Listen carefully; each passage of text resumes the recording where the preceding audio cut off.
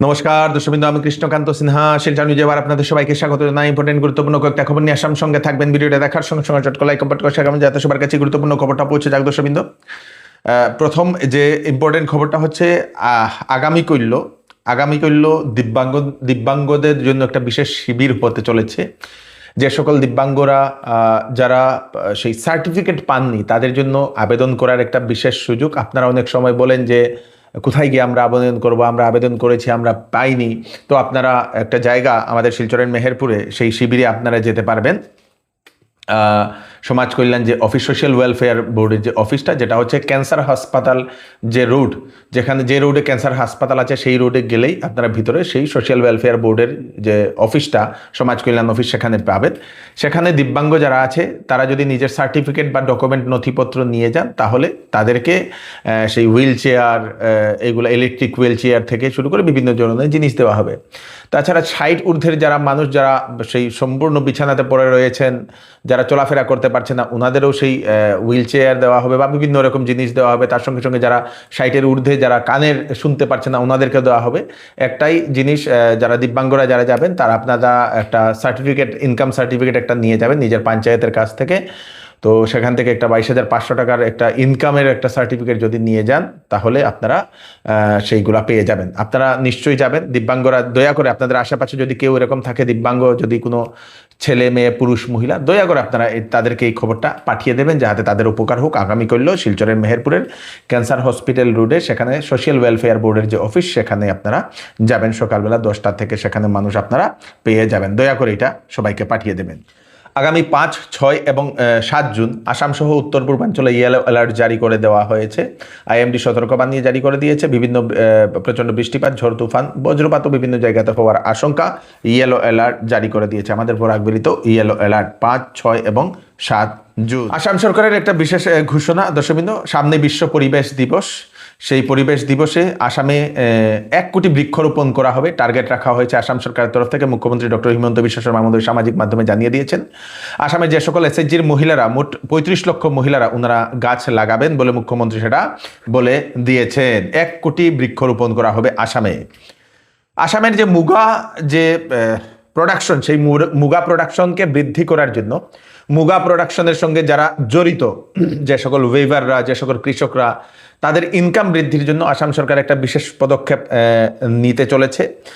সেই মুগা অর্থনীতিকে শক্তিশালী করার জন্য 400 কোটির অধিক উন্নয়নী রূপরেখা আসাম সরকারের, যাহাতে যারা মুগা শিল্পের সঙ্গে যারা জড়িত, যে সকল ওয়েভাররা যারা সেরকম মুগার কাপড় চাপড় বানান, তাদের যাহাতে ইনকাম বৃদ্ধি হয়, তার জন্য একটা বিশেষ একটা সেই রূপরেখা আসাম সরকার তৈরি করেছে তাদের ইনকাম বৃদ্ধির জন্য।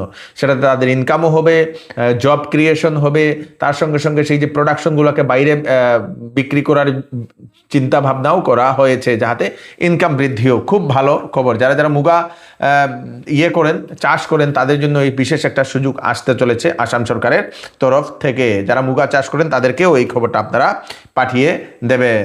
সকালবেলা হঠাৎ আমরা ফেসবুক খুলতে দেখতে পাই যে যিনি প্রাক্তন বিধায়ক সিদ্দিক আহমেদ মহাশয়, উনি মারা গেছেন বলে এরকম একটা খবর আমরা পাই। দর্শকবৃন্দ, তারপরে সবাই শেয়ার করতে শুরু করেন। তা অবশেষে সিদ্দিক আহমেদ মহাশয় উনি সামাজিক মাধ্যমে, ফেসবুকে উনি লাইভ করে বলে দেন যে উনি সুস্থ আছেন, আগের থেকে উনি ভালো আছেন। একজন ব্যক্তি, সেই জাবির হোসেন খান ভাই নামে তার নাম, সেই ব্যক্তি সামাজিক মাধ্যমে সেটা শেয়ার করার জন্য তার বিরুদ্ধে এফআইআর দর্জ করা হয়েছে। সিদ্দিক আহমেদের যিনি পিএ, উনি থানায় গিয়ে একটা এফআইআর দায়ের করেছেন। উত্তর করিমগঞ্জের বিধায়ক জাকারিয়া আহমেদ পান্না এর বিরুদ্ধে সামাজিক মাধ্যমে অশালীন মন্তব্য করার কারণে শ্রীভূমি থানায় প্রিন্স দেব নামক এক যুবকের বিরুদ্ধে এফআইআর দায়ের করেছে শ্রীভূমির জেলা কংগ্রেস। আজকে শ্রীভূমি শহরে বিভিন্ন জায়গাতে প্রশাসনের উচ্ছেদ চলেছে। শ্রীভূমির সন্তর বাজার, পিডাব্লিউডি রুট বাজার, তারপরে মসজিদ রুট বাজারে প্রশাসনের উচ্ছেদ অভিযান চলেছে। সেখানে যানজট মুক্ত করার জন্য সেই উচ্ছেদটা চলেছে। বিভিন্ন জায়গাতে শ্রীভূমিতে এখন নালা পরিষ্কার করার জন্য, নালা যারা যারা নটি খাল বা বিভিন্ন খালগুলো যারা যারা দখল করে রয়েছে, নিজের ল্যাট্রিন, নিজের জিনিস, সেই নিজের ওয়াল দিয়েছে, সেইগুলো সব ভাঙ্গা হবে। অলরেডি সেই জরিপ করা শুরু হয়ে গেছে শ্রীভূমি শহরে, আজকে দেখা গেছে। এটা চাকরির খবর আমাদের শিলচরে। ডিটিপি অপারেটর, প্রিন্টিং প্রেস একটার জন্য এক্সপার্ট ইন পেসমেকার, ফটোশপ, এই দুটা খুব ভালোভাবে জানতে লাগবে। বাংলা এবং হিন্দি টাইপিংও জানতে লাগবে। এক্সপিরিয়েন্স অনুযায়ী বেতন দেওয়া হবে।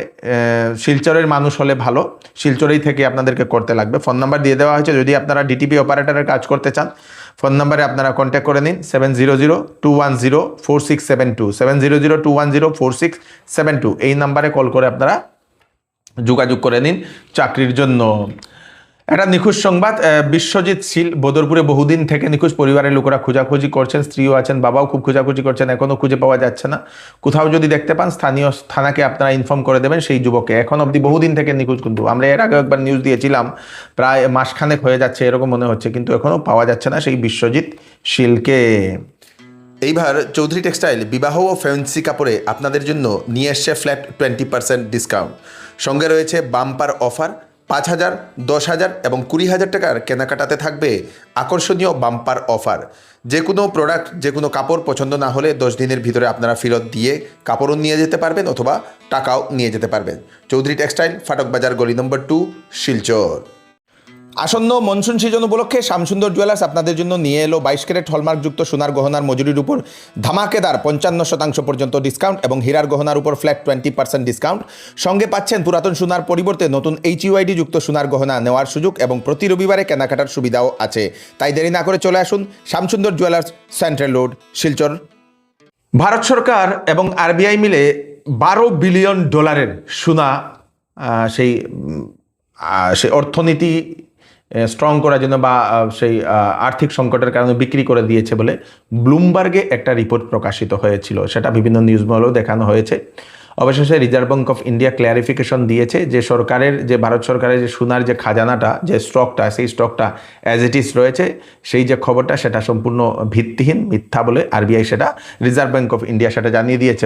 অন্যদিকে অপোজিশন যারা আছেন সবাই সেই প্রেস কনফারেন্স করে ওনারা সেই বলে দিচ্ছেন ভারত সরকার এবং আরবিআই মিলে এরকম $12 বিলিয়ন সোনার স্টক বিক্রি করে দিয়েছে বলে। দর্শকবৃন্দ, মানে $12 বিলিয়ন মানে বুঝতে পারছেন, মানে কয়েক কোটি টাকা, কোটি মানে কয়েক কোটি টাকা, এটা আমি বলতে পারবো না, আমাদের কাছে হলে আমরাও বলে দেবো কত কোটি হবে, আপনারা জানাবেন। দর্শকবৃন্দ, পশ্চিমবঙ্গ থেকে একটা খবর আসে দর্শকবৃন্দ, সেই খবরটা নিয়ে এখন সমগ্র নিউজ মহলে চলছে চর্চা। টিএমসি, যেটা তৃণমূল কংগ্রেস, দুটা ভাগে বিভক্ত হয়ে গেছে। মোট 58 জন বিধায়ক নাকি দল ত্যাগ করছেন বলে এরকম জানা গেছে। সেই মমতা ব্যানার্জির বিরুদ্ধে ওনারা দাঁড়িয়ে গেছেন, দল ত্যাগ করছেন। 58 জন বিধায়ক দুটা ভাবে বিভক্ত হয়ে গেছে, এখন তৃণমূল কংগ্রেস বলে সেটা জানা গেছে। কাছাড় জেলাতে আবার লাভ জেহাদের ঘটনা, পুলিশের হাতে আটক 2 বিনধর্মী যুবক। নতুন বাজারের ক্লাস 10-এর একজন ছাত্রী স্কুলে যাচ্ছিল, যাওয়ার সময় নাকি সেখানের সেই সুনাইয়ের মেনিপুরের 2য় খণ্ডের একজন বাসিন্দা সেই নিজাম উদ্দিন শেখ, বাবার নাম হচ্ছে নূর ইসলাম, সেই নিজামুদ্দিন শেখ নাকি সেই মেয়েটিকে অপহরণ করে নিয়ে যায়, সেই ক্লাস 10-এর ছাত্রীকে। পরিবারের লোকেরা খবরটা পাওয়ার সঙ্গে সঙ্গে সেই বজরং দলকে খবর দেয়। বজরং দল ঘটনাস্থলে পৌঁছে তারপরে বজরং দল গিয়ে থানায় গিয়ে হাজির হন, পুলিশের সঙ্গে কথা বলেন। পুলিশ অভিযান চালিয়ে 24 ঘন্টার মধ্যে সেই মেয়েকে উদ্ধার করে নিয়ে এসছে। যারা অভিযুক্ত 2 সেই 2জনকে পুলিশ পাকড়াও করে নিয়ে গেছে বলে সেটা জানা গেছে। পুনরায় লাভ জিহাদের ঘটনা, আর এবার অন্য জায়গায় নয়, এবার সুনাই থানার আওতাধীন আমাদের নতুন বাজারে একটা ভাড়া বাড়িতে এক গৃহবধূ ওনার সন্তানদেরকে নিয়ে থাকতেন। ওখান থেকে একটা মেয়ে, ওই মেয়ে যখন সরস্বতী বিদ্যানিকেতন নসিমপুর স্কুলের উদ্দেশ্যে যাচ্ছিল, সেখান থেকে আর নিজামুদ্দিন শেখ বলে মণিপুর পার্ট 2, যার বাবার নাম নূর ইসলাম, সেই নিজামুদ্দিন ওই সনাতনী মেয়েটাকে নিয়ে আর উধাও হয়ে গিয়েছে। ওকে সাহায্য করেছে পনিরমুখ নিবাসী ফরিজউদ্দিনের ছেলে জয়নুল আহমদ শেখ। আজ যখন আমাদের কাছে অর্থাৎ বিশ্ব হিন্দু পরিষদ বজরং দলের কাছে বার্তা আসে, আমরা সঙ্গে সঙ্গে থানাতে আসি। থানাতে এফআইআর হয় সুনাই থানাতে। এখানে যিনি ভারপ্রাপ্ত অফিসার রয়েছেন উনি 2 ঘন্টার মধ্যে আর ছেলে মেয়ে সবাইকে আটক করেছেন। আমরা ধন্যবাদ দেই প্রথমেই সুনাই থানার ভারপ্রাপ্ত অফিসারকে। সঙ্গে এই বার্তা দিতে চাই, আমরা বিগত কয়েক বছর সেটা থেমে গিয়েছিল, পুনরায় যেন আবার শুরু হয়ে গেছে। এবং এই যে ছেলেটা সেই ছেলেটার নাম হচ্ছে নিজামুদ্দিন শেখ।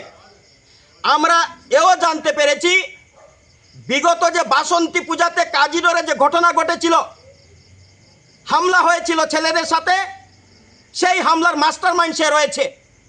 এবং আমি এও শুনতে পেরেছি আমাদের একজন কার্যকর্তা রয়েছে, তাকে ফোন যুগে অডিও রেকর্ডিং রয়েছে, ফোন যুগে ধমকি দিয়েছে গুলি করে মেরে দেবে। এ ধরনের আতঙ্কবাদী, আমি মনে হয় সে আতঙ্কবাদী কোনো সংগঠনের সাথে জড়িত রয়েছে। তদন্ত হওয়া উচিত। ধর্ম সবার আছে, নিজ নিজ ধর্মের লোককে বিয়ে করা সময় আসলে সেটা করুক, আমাদের কোনো আপত্তি নেই। গুয়াহাটির সেই বৈশিষ্ট্য পুলিশ 4 জন ছাত্রীকে উদ্ধার করতে সক্ষম হয়েছে। একদিন আগে সেই 4 জন ছাত্রী হারিয়ে গিয়েছিল এবং পশ্চিমবঙ্গ থেকে তাদেরকে উদ্ধার করে নিয়ে এসছে বলে সেটা জানা গেছে। কিসের কারণে তারা বাড়ি থেকে গিয়েছিল বা কে অপহরণ করে নিয়ে গিয়েছিল সেটা এখনও জানা যায়নি। আবার বিবাহ করছেন অভিনেতা অ্যাক্টর আমির খান। 60 বছর হয়ে গেছে, কিন্তু উনি আবার বিবাহ করছেন বলে সেটা জানা গেছে। তৃতীয়বারের জন্য প্রেমিকা গৌরী স্প্রাতের সঙ্গে উনি বিবাহ করছেন। 5 জুলাই উনার বিবাহ হবে বলে সেটা জানা গেছে। এ নিয়ে উনি তৃতীয়বার বিবাহ বন্ধনে আবদ্ধ হবেন। হোটেলে ভয়ানক অগ্নিকাণ্ড, সেই অগ্নিকাণ্ডে 21 জনের মৃত্যু। সেই দিল্লির মালভিয়া নগরে বুধবার 8:45 লেমন গ্রিন যে রেস্টুরেন্ট, সেই রেস্টুরেন্টে মানুষ খাওয়া দাওয়া করার জন্য, ব্রেকফাস্ট করার জন্য গিয়েছিল। সেখানে হঠাৎ করে ভয়ানক অগ্নিকাণ্ড হয়। সেখান থেকে বের হতে পারেননি বহু মানুষ। তাদেরকে উদ্ধার করেছে ফায়ার ব্রিগেড, 40 জনকে উদ্ধার করেছে। তাদের মধ্যে 21 জনের প্রাণ চলে গেছে বলে সেটা জানা গেছে। খুব খারাপ লাগা একটি ঘটনা। আজকের জন্য এতটুকুই। তাড়াতাড়ি ভিডিওটা সবাইকে পাঠিয়ে দেবেন যাতে সবার কাছে পৌঁছে যাক। আমি কৃষ্ণকান্ত সিনহা, নতুন আরেকটি ফ্রেশ আপডেট নিয়ে আবার আপনাদের সবার সামনে ফিরে আসবো। ততক্ষণ আপনারা সুস্থ থাকবেন, সেফ থাকবেন। ধন্যবাদ।